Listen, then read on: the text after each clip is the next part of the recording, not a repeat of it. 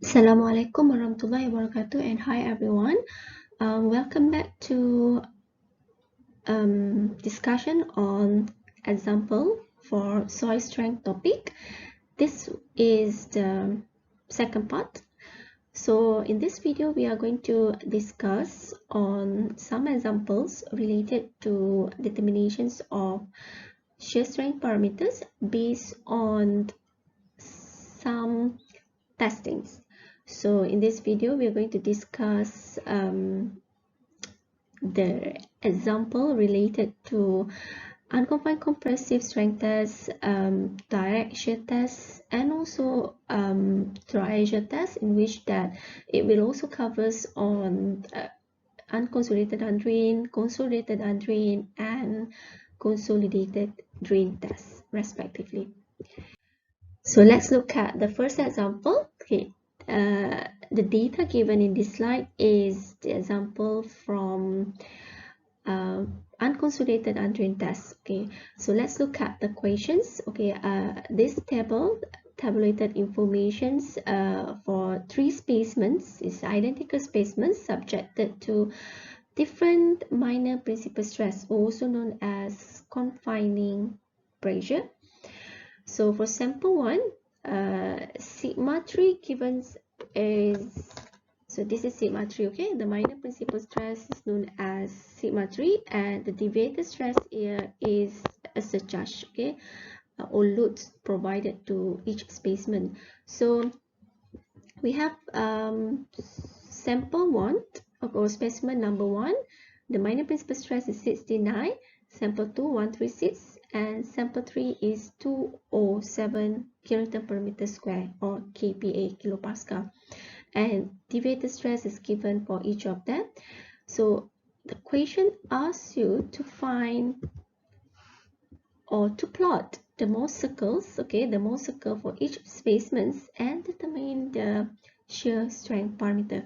So first of all, you have to know that this is unconsolidated undrained test. So for unconsolidated undrained test, in which that during consolidations the drainage valve is closed, so water is not allowed to dissipate away from the specimen. Similarly for the second stage, okay, the loading is applied to the specimens in undrained conditions, in which that still the drainage valve is closed. So therefore there is no change in volume, in which that the circles, okay, corresponding to each specimen would have the same size, okay, where in the end of that the failure line would be horizontally to your x-axis. Okay, all right, so we already have two sets of informations here, which is sigma 3 and sigma d.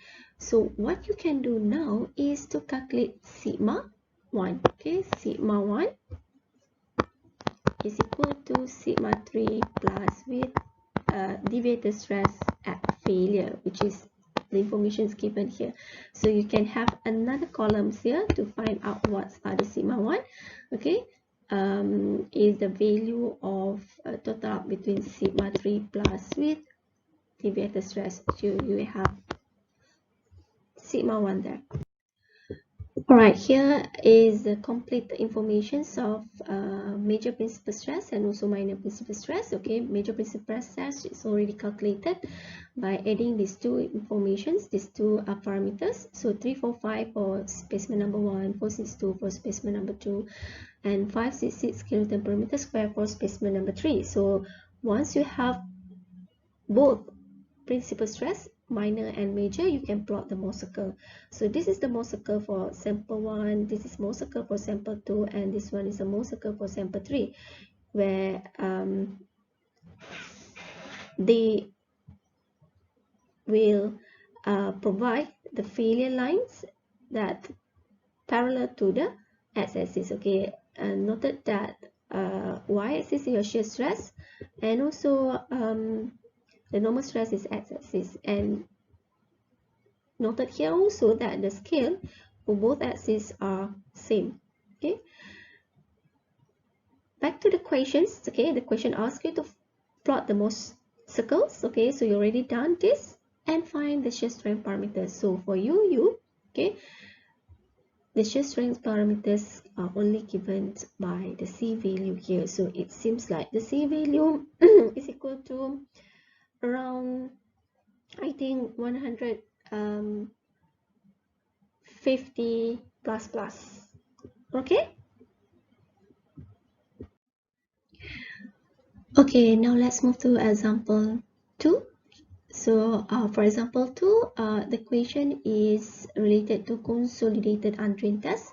So remember, when it comes to consolidated undrained, which is CU or CU test, so the first stage, okay, during consolidations, the drainage valve is open, so the water is allowed to drain out from the spaceman. Therefore, the spaceman is been consolidated, so it comes C here.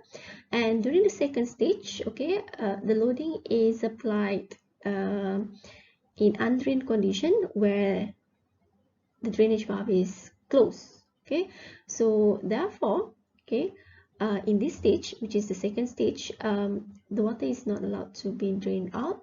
Those will have some changes on the water pressure at failure. Okay, it's either increase or decrease. Okay, so by looking this table, okay, you will see that there's a 4 informations given here. The self pressure, okay, for 3 specimens, okay, we have the 3 specimens here subjected to different confining pressure, 200, 400 and 800. So the self pressure here is your minor principal stress value, which is sigma 3, and the deviated stress at failure is given by the information in the second column, okay, for each of the specimens, 117, 242 and 468, and the major principal stress here, okay, for each of them, sample 1, 2 and 3 is 317, 642 and 1268, and the unit is still in kilonewton per meter square. So the major principal stress here is sigma 1, okay, and because this is CU test, okay, it is CU test, so there is a water pressure developed during the second stage, okay, during loading, where specimen number 1, the water pressure or the U value is equal to 110, 227 for specimen number 2, and 455 for specimen number 3. So the question asks you to find the shear strength parameters of the soil for 2 different states, okay, in which that the first one is total stress and the second one is effective stress. Okay, remember, for CU test, okay, the shear strength parameters can be determined by these 2 states. Okay, we have a total stress and also effective stress. Okay, so when it comes to total stress, okay, the information is all here. Okay, you have sigma 3 and sigma 1, so you can easily plot the circles. But when it comes to effective stress, okay, remember, for effective stress, it means that if this is your total stress, okay, so for effective stress, okay, which is sigma prime, the total stress, okay, have to minus with the water pressure. So whatever value from cell pressure and major principal stress here, you have to first minus with the U value here for each of them to find out what are sigma 3 prime and also sigma 1 prime. Okay, so let's look at the solutions. So this table is already provide with all the information necessary, okay, for you to plot the Mohs circle with regards to total stress and effective stress. So I already calculated for you the effective stress for major principal stress, sigma 1 prime, and also minor principal stress in effective stress condition, which is sigma 3 prime. So the information is already given here. Therefore, what you need now is, okay, to plot the Mohs circle for total stress, okay, you need the informations here and here, okay, for sigma 3 in total stress and sigma 1 for total stress.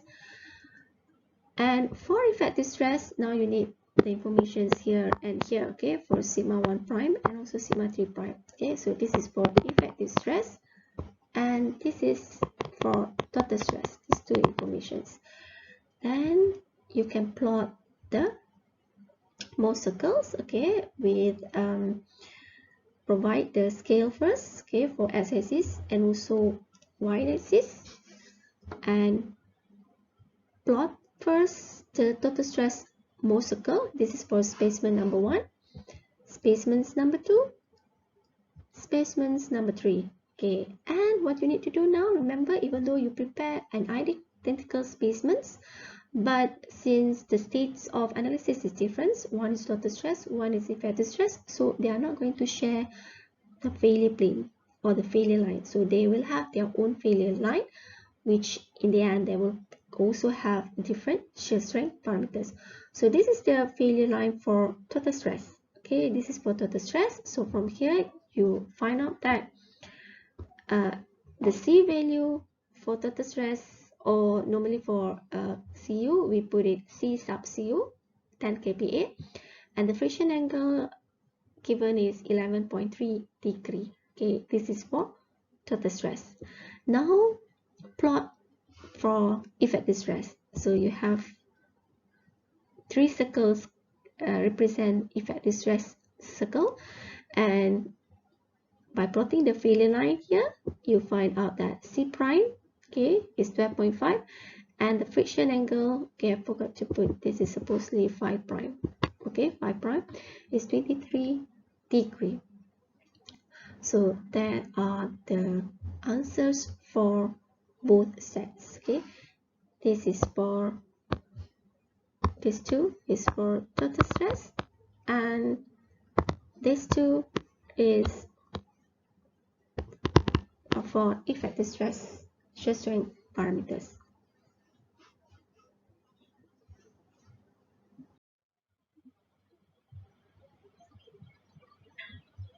Okay, this is the example for CD test. So CD, it means that C, it means that the sample is being consolidated, the drainage valve is open during the consolidation stage, and D means that the shearing or the loading applied in drain where the drainage valve is still kept open during second stage. Okay, so it means that the water pressure at failure will be equal to 0 because there is no yes, there is a dissipation of water pressure during the second stage, which means that change of water pressure will be equal to 0.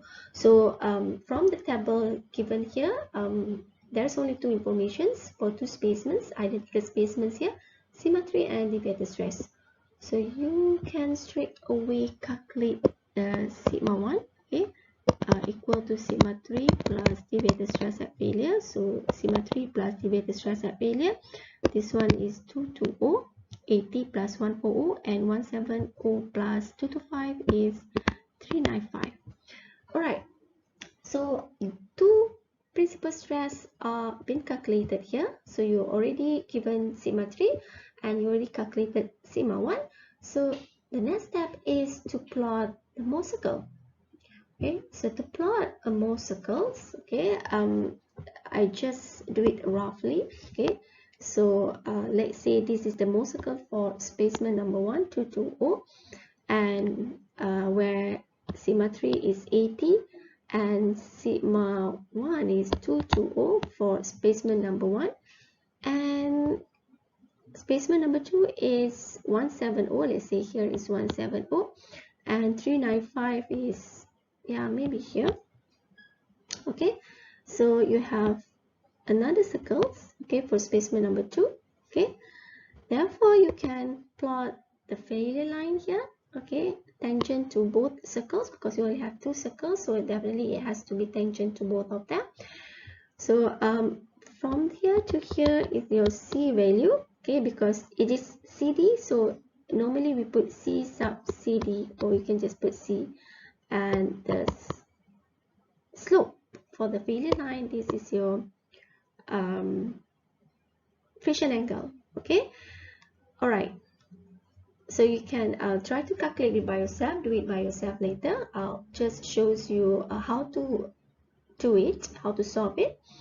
And another thing that you need to know is for CD test, the total stress parameters will be equal to effective stress parameters, because total stress, okay,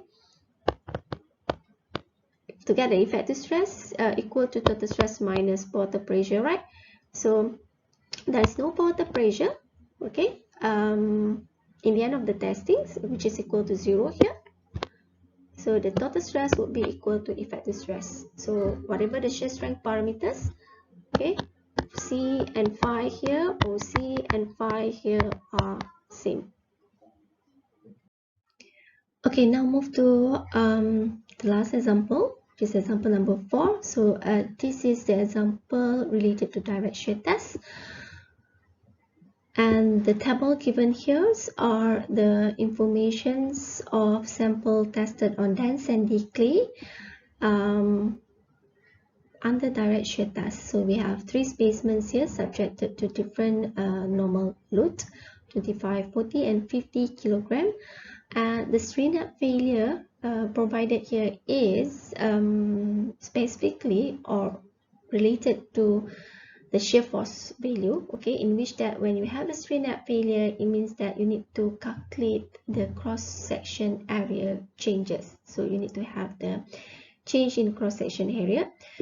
But to get the change in cross-section area, first you need to find out what are the initial cross-sections. So there's information here on the dimensions or the size of sample, which is 60 times 60 millimeter, with the sample thickness is 25 mm. So nothing to do with the thickness, you just need the dimensions here. The cross-section area 60 and 60, convert to meter, so it will be 0.06 times 0.06. Therefore, the initial cross-section area would be 0.06 times with 0.06, so it equal to 0.0036 meters square. So I convert the units to meter. And the strain at failure here, okay, there is information as strain at failure here. You need to find what's the change in cross-section area, which is equal to initial area divided by 1 minus strain. So you need to first convert the value of strain here in decimal point. So 5.5 divided by 100, so it will be 0.05. Okay, so calculate what are the change of cross-section area subjected to the strain at failure here. So it will be, for example, number 1, 0.036, which is the initial cross-section area divided by 1 minus 0.055, and the same thing also for second sample. Only change the value of strain at failure here. So after calculated the value, I found out that the cross-section area for the first sample would be 0.00381. Okay, for sample 2 is 0.00379, and the last one is 0.00375. So you have another information there. Okay, now you can calculate the normal force and shear force. Okay, remember when you carry out direct shear test, you will need two data, okay, being analyzed from the raw data that given in this table. You need to have normal force, okay, and shear force, okay, a set of normal force and shear force. So to find out what are the normal force is normal stress and shear stress. To get the normal stress is equal to normal force divided by area, and to get the shear stress is shear force divided by cross-section area. So here are the initial cross-section area.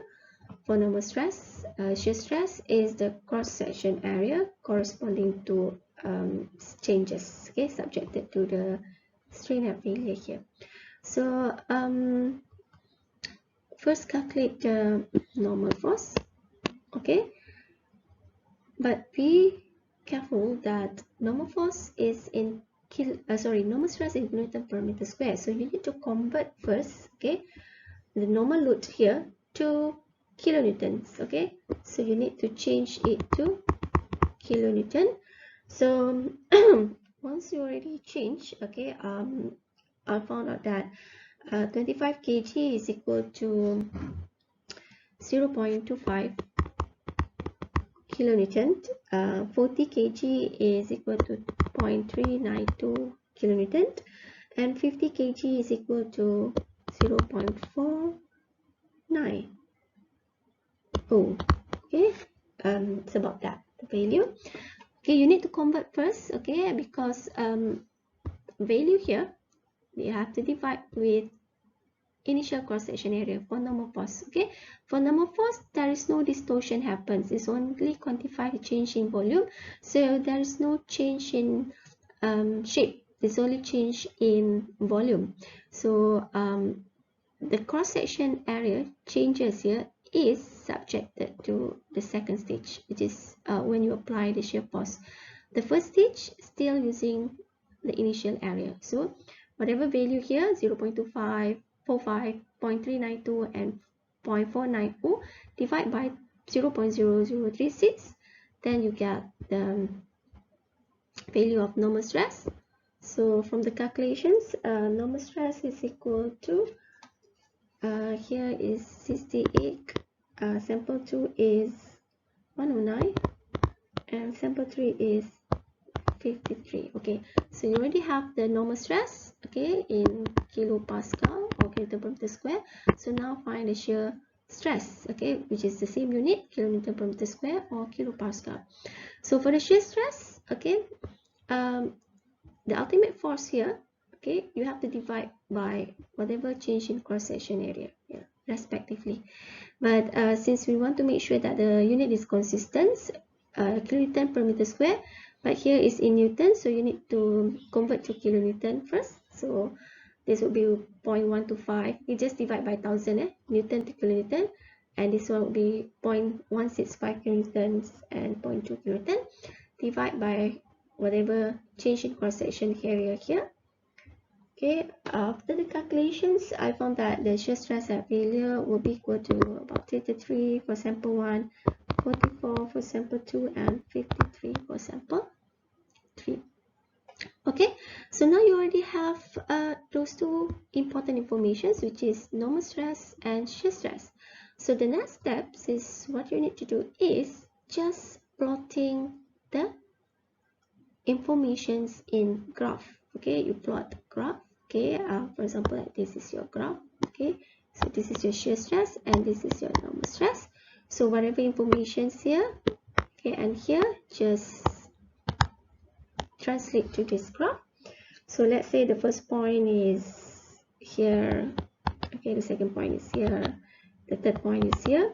So you have 3 points, so you need to get the best fit line. Okay, it means that not necessary to connect each point, but if you can connect each point, then it's okay. But if you unable to connect each point, means that the failure line would be a best fit line. Okay, so let's say this is your best fit line, so this is your C value, and the slope here are friction angle failure.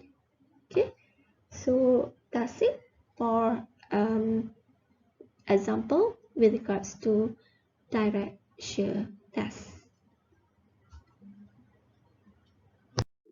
Okay, so we already finished discuss some examples related to determinations of shear strength parameters based on different testing. Test on triaxial test for UU, CU, and CD, and another one is for direct shear test. For UCS test, I think it's quite similar, almost similar to UU test, and it's quite straightforward as well. So you can easily find any examples, okay, in different sources. But what I hope that whatever that has been discussed in this video are helpful and useful for you, which can add your understanding on this topic. With that, thank you very much. Assalamualaikum.